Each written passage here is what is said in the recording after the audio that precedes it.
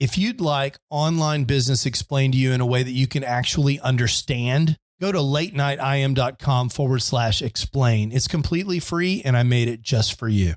Now, how about an episode? Episode 133. Late Night Internet Marketing. This week on the Late Night Internet Marketing Podcast, we closed the book on Social Media Marketing World 2017. Boy, what a conference. I also demystify this thing where ads on Facebook seem to follow you around. We explain the Facebook pixel and how you can use it to create better Facebook ads. All this and more on the Late Night Internet Marketing Podcast. The Late Night Internet Marketing Podcast. You've been working for somebody else, but you want a business to run yourself. You want to know how to start and where to begin. Can you get out your comfort zone, my friend? Yes, you can do it right when it's late at night. At the end of the day, your dreams burning inside. So keep it up and you will find that you're building your business one night at a time. And now, broadcasting late at night from a little studio in the big state of Texas, your host, Mark Mason. Hey, I hope you're having an absolutely fantastic day. I am your host, Mark Mason, and I'm back in Dallas, Texas, in the little studio in Texas, fresh from Social Media Marketing World 17. Wow, what a fantastic ride this was this year. You know, every year when I get back from Social Media Marketing World, I talk about the fact that I've been going to conferences for decades in various industries and how this is the best conference I've ever been to. It's the best run. We talked about this a little bit last week, and this year did not disappoint. This was by far not only the best conference I've ever been to, the best social media marketing world to date. Just really impressive. And I wanted to talk a little bit about my takeaways from the conference and tie off with what I talked about last week, which was the goals that I have and that maybe you might choose to have when attending conferences. And I talked about these four goals: connecting with people, meeting new people, ingesting content and learning things, and then helping people, teaching things, kind of turning that on its head and being of some service to other people. And those are sort of the four reasons that I went over last week. And I wanted to go through those with you this week and talk to you about what that looked like for me in San Diego. The weather in San Diego was just absolutely beautiful as usual. You know, it always is. When I first got there on Wednesday, it was a little rainy, but by Wednesday afternoon, it had cleared up. It was absolutely beautiful for the remainder of my time there and just made the place just even more delightful. The venue is, of course, the San Diego Convention Center, and we stayed this time. The host hotel was the Manchester Grand Hyatt, although this conference spills over into multiple hotels, but that was the host hotel. Really nice, just up the street from the conference center. Everything within walking distance of the marina and the gas lamp district. It's just really an amazing venue. I got to ride in Pat Flynn's Tesla, which was super cool. He put it in insanity mode, and it is really fast. That's all I can tell you about that. It was really kind of an amazing thing. So the four things that I talked about, the first one was an opportunity to connect with my friends and the people that I know and people that I'm getting to know. And I just had that in spades. One of the highlights of the conference for me was I got to sit down with Ray Edwards and his son for almost an hour and just chit chat. Ray Edwards, of course, with the Ray Edwards Show, and his son, Sean, also on that show. And that was just really special for me because Ray and I have become really close over the last couple of years. And I feel like I know his son. You know, this podcast feeling that you get. You feel like you know these hosts, and that's the same for me, just as it might be for you. At least I hope you feel like you know me. And I got to meet Sean Edwards, and he's an amazing guy. And I think it really comes through in the show, incredibly intelligent and just delightful to talk to in person. So that was really super cool. I got to connect with all of my Green Room Mastermind buddies. And in fact, if you follow me on Facebook, you probably saw a picture of the 6 of us at Seasons 52. It's the one time in a year that we usually get to sit down and have dinner together, whoever's here. And this is maybe the first time that we've all 6 managed to come. Last year, Leslie was having a baby, and one year I was in Japan, but this year we were all there. And that was really special at the end of the conference, a really nice way to cap off the trip. So lots of reconnections. I saw Jared Easley out there. I saw Gary Leland. I mean, just a lot of people that I've known now for years in this industry, and that's really cool. The second thing that I mentioned was meeting new people, and I mentioned Sean Edwards already. That was really a highlight of the trip for me. But I also got to meet Amy Porterfield for the first time face-to-face and talk to her a little bit. In fact, it was a real treat because, as I may have mentioned to you before, I was leading the podcasting track, and she was on a panel with a bunch of really kind of heavy hitters in the podcasting space, and I was able to talk to her a little bit as I introduced the panel, and we told a lot of, kind of funny jokes to warm the audience up, and it was just a really, really cool experience and fun to even briefly spend some time meeting Amy. So that was really cool. And there's a long list of people that I got to meet for the first time, and not just people who are super famous, right? One of the delightful things about a conference like this is you get to meet people that you've really never heard of. I mean, for me, there's kind of 2 sides of it. There's the speaker side of it where I get to hobnob with all these amazing famous people. But then there's the sort of the other side of it where I get to meet all of these up and comers or people who are trying to get started, people that are where I was, 5 or 7 years ago. And that's really a neat thing too. One really cool example of that, if you listen to Podcast Answer Man at all, about a month ago, he had Sarah Stahl on his podcast, and she it was a podcast about whether or not you should give away your valuable work for free and what the true opportunity cost of that was. And he live coached Sarah, who's trying to really get her business to the next level, on the call. And I got to meet her on the aircraft carrier.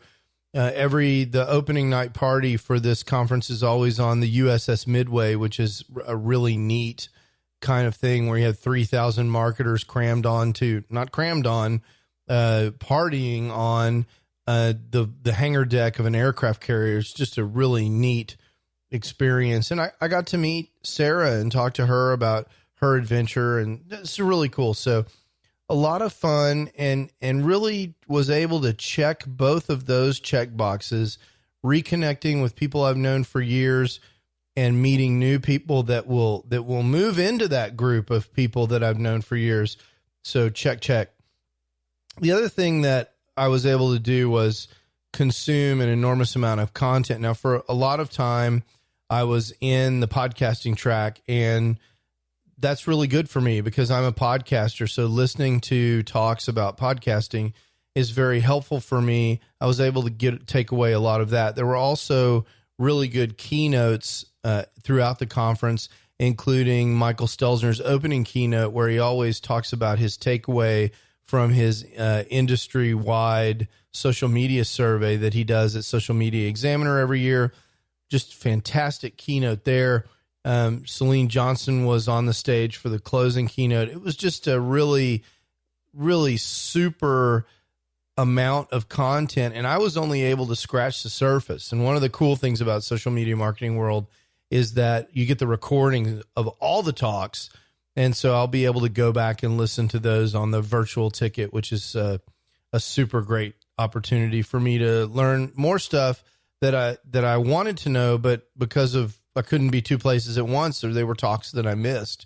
One of the big takeaways that's going to impact you guys, actually there were 2 big takeaways from this that you'll be hearing about. One is the importance of live video. And so I've thought about doing live video for a long time. I couldn't really figure out exactly what I wanted to do, but in talking it through with some people at the conference, in hearing some talks about what's going on with live video and how it's best done and so forth, I will be doing a weekly live video where I'll briefly recap what happened on the podcast, talk about a topic, and then answer any questions that come up on the live stream. I'm going to try and do that every Monday night at 9 o'clock Central Time here in Dallas time, 9 p.m. So we're going to give that a try, see how that works, and that starts next week. If you're on the mailing list, I'll be sending out an email about that later this week, so you'll know how to tune into that. But you can also go to latenightim.com/live, and that will take you to the place that you need, the information that you need in order to find that.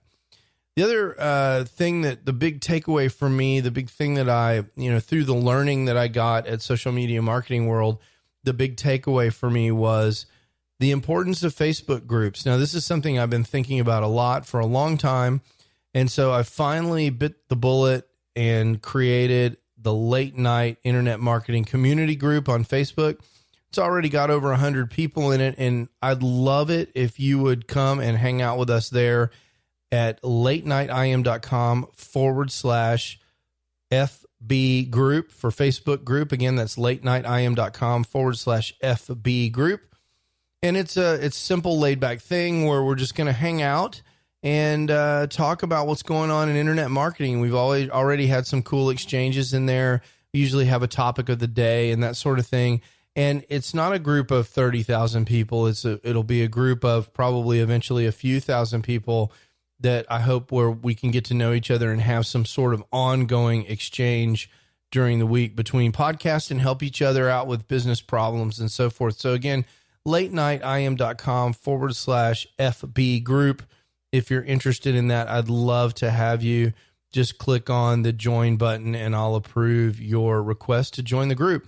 It's a private Facebook group, which means that I control who gets in and who stays in, and everything that you post on there doesn't show up all over Facebook. So if you're curious about the rules between public, private, and secret Facebook groups, maybe we'll cover that in another episode, but it's a really nice compromise with some amount of privacy, but easy to access and search out and find if you're on Facebook. So checkbox number 3, then I learned some things and I made some decisions about stuff I'm going to implement in my business at Social Media Marketing World. So that checks my 3rd checkbox. And then the 4th thing was I'm privileged that I can help at the conference and give answers to people, to help people. A lot of times I'll do ad hoc coaching, and I certainly did that at the conference. I answered some people's questions after podcasting sessions. They would have questions about podcasting. I talked to some marketers about their digital products and what they might do to have better conversion rates and so forth. And all just because I enjoy, kind of paying it forward. And what better environment than that to do that sort of thing where you can someone can come up and ask you a question about what's going on and you're there anyway, so you can answer it. Now, you can't do that for everybody, but certainly I did it as much as I could while I was at the conference and check that 4th checkbox. So Social Media Marketing World, a huge win for me. I will be back there next year. I've already booked my hotel room for the conference, which will be February 28th through April 2nd next year in 2018. And the cool thing is they've created a new level at Social Media Marketing World that's more affordable, a content creator level. It doesn't get you into all the cool parties and stuff, but if you want to go learn stuff and hang out with the kinds of people that are at Social Media Marketing World, meet some of these speakers and famous people that you've been following online, you'll be able to do that more affordably. And I'll have some more information about that on the podcast at a future date. But just a really successful trip to me. And I just couldn't be more thankful to be involved in something as awesome as Social Media Marketing World 17. It's time for your late night tech tip.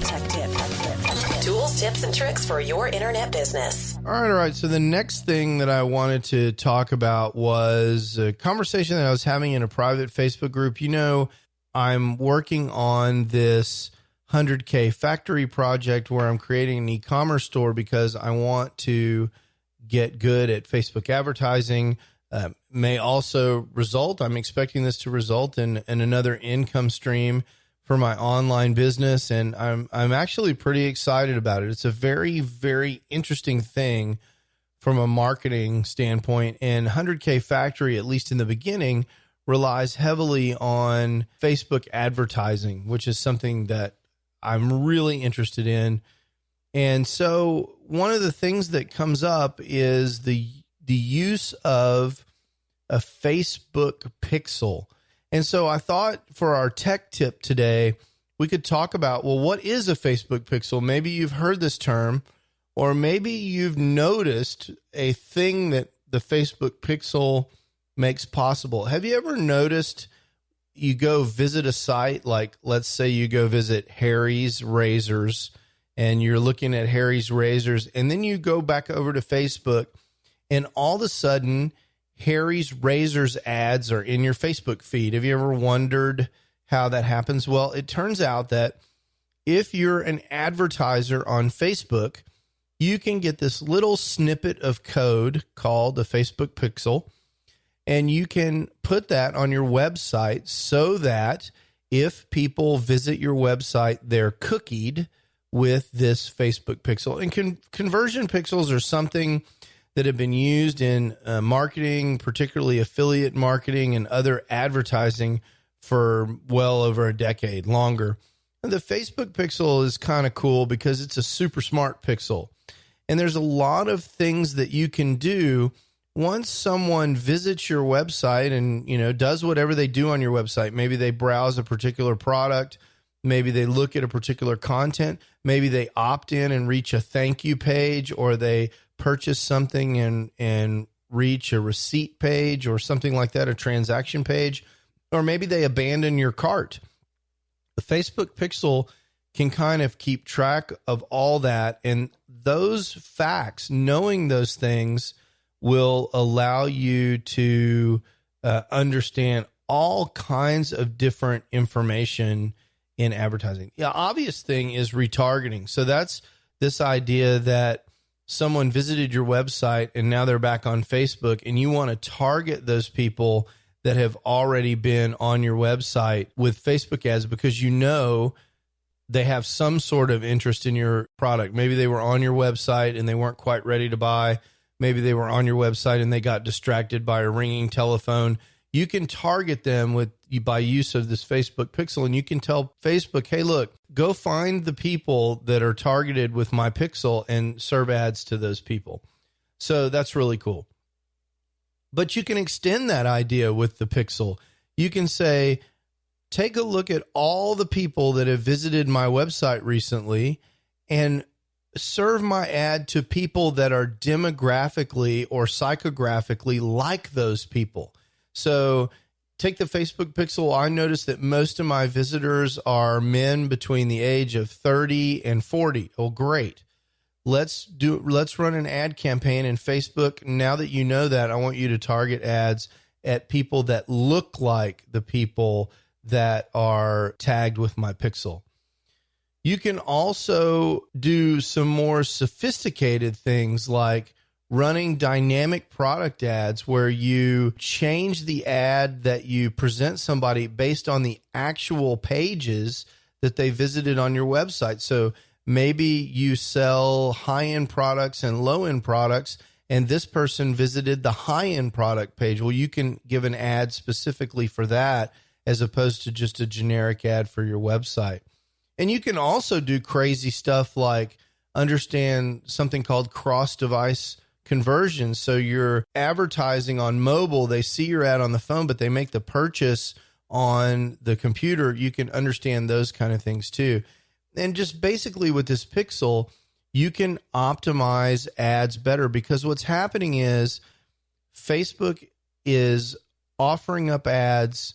People are clicking on those ads and then they're gone theoretically, but Facebook is still able to track their behavior on your website. And so Facebook knows whether that kind of visitor, whether it was a 32-year-old man or a 75-year-old woman, whether they stuck around on your website, bought something, opted in, they're able to understand whether or not that particular visitor converted.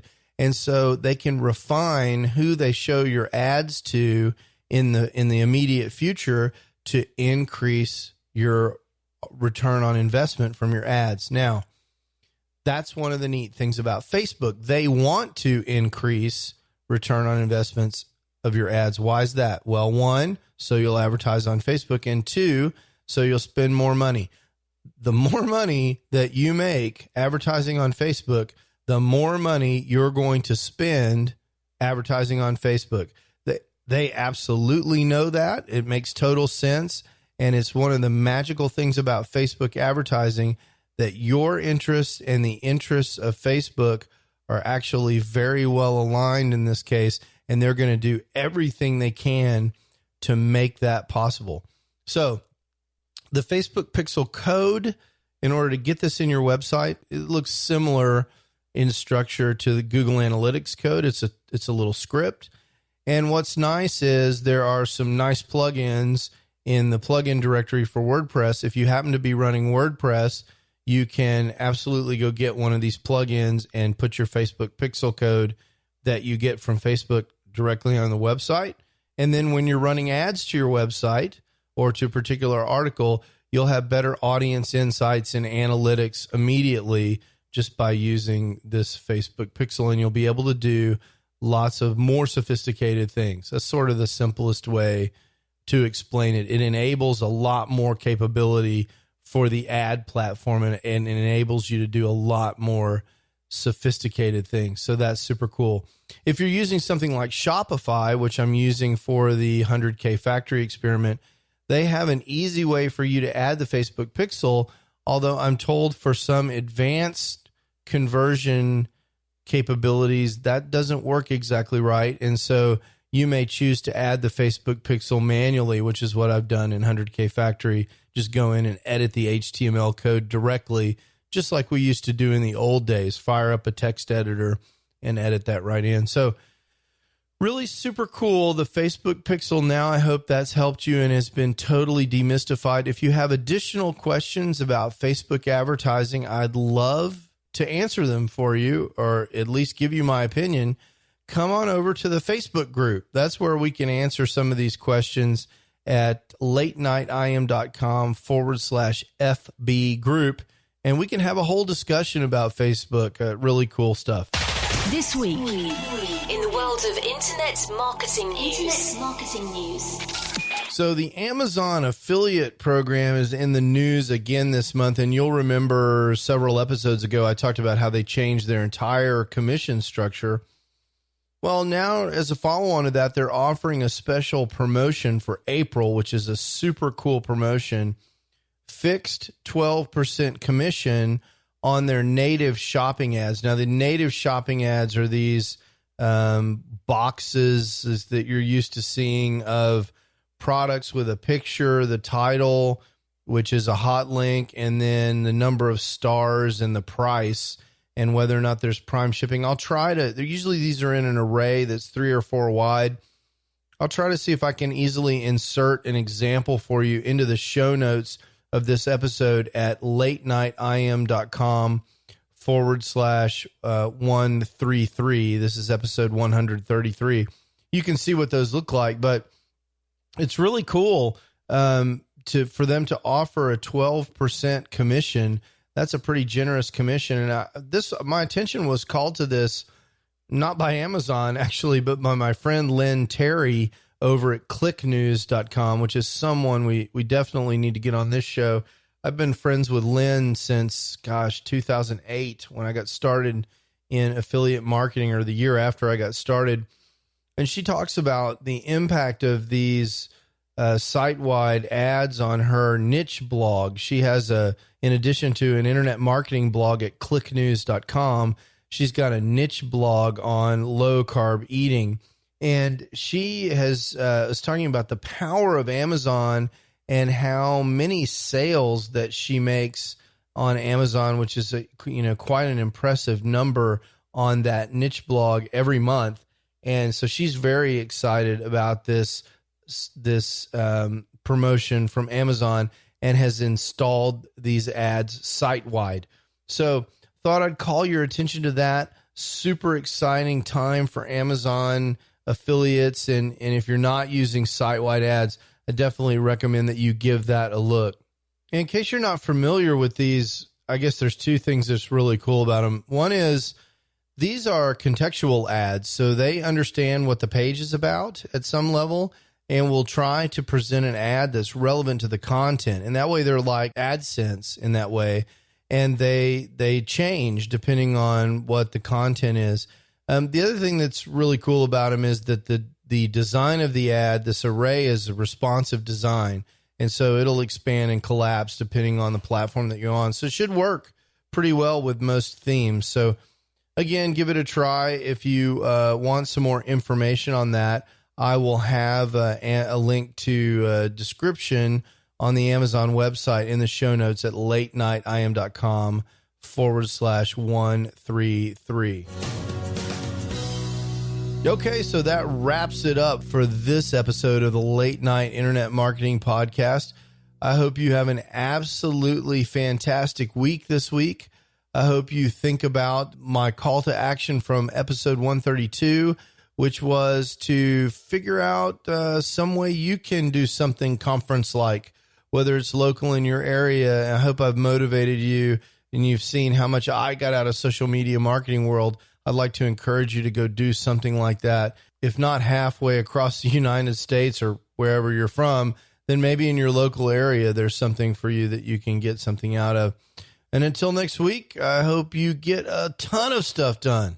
Ciao.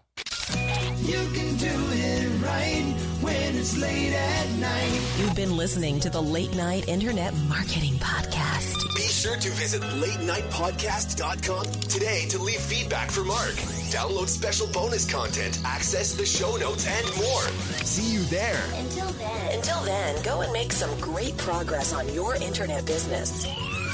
One night at a time. One night at a time.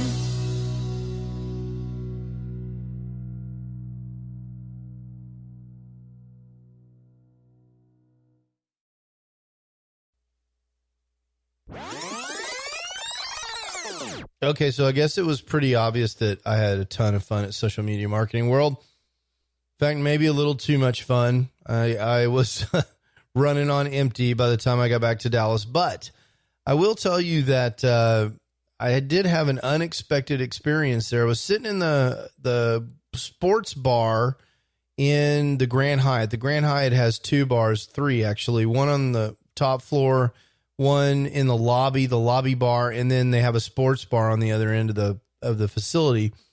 And I was down in the sports bar, and for whatever reason, on weeknights, that sports bar closes at midnight.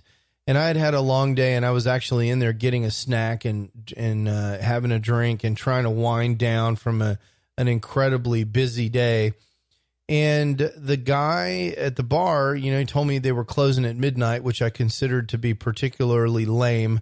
And and he said, but you can go across the street to the bar across the street. And I'm like, I don't know, man. And he's like, no, that's the bar from Top Gun. Okay. I had no idea. I mean, I've stayed at this hotel before. I had no idea.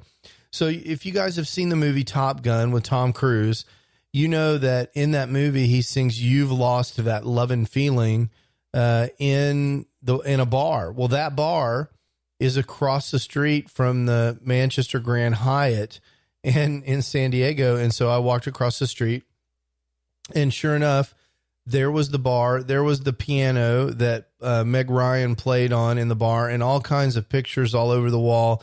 Not just the pictures they showed in the movie of all the aviators when they're scanning the bar, but also the pictures of Tom Cruise and Meg Ryan. And, it was really, really cool. Anthony Edwards, I guess, was Goose. Is that right? Yeah. So anyway, it was super neat. And so I got to talking to the guys at the bar, and it turns out that locals hang out there quite a bit. And I met a guy who had was just about to be promoted. At least he felt like he was going to make it from E6 to E7, which is in the U.S. Navy is chief, which is a huge big deal to be a chief in the U.S. Navy. So I bought him around, and we had a good time talking about what he did in the U.S. Navy. He was a Seabee. So shout out to all you Seabees out there. If you're not familiar with the Seabees, they're crazy. Okay, that's the first thing that Navy guys will always tell you about Seabees. And they build stuff. You need a bridge. I mean, they go with the Marines, and they're in it, and you need a data center or a bridge, or you need ordnance taken care of. Whatever, man. The Seabees will get it done for you. So shout out to those guys. That was super fun. And if you're ever in San Diego, you gotta look for this bar. I'll put a link to the bar and a picture that I took there of the famous piano that Meg Ryan played in the show notes. Late night internet marketing.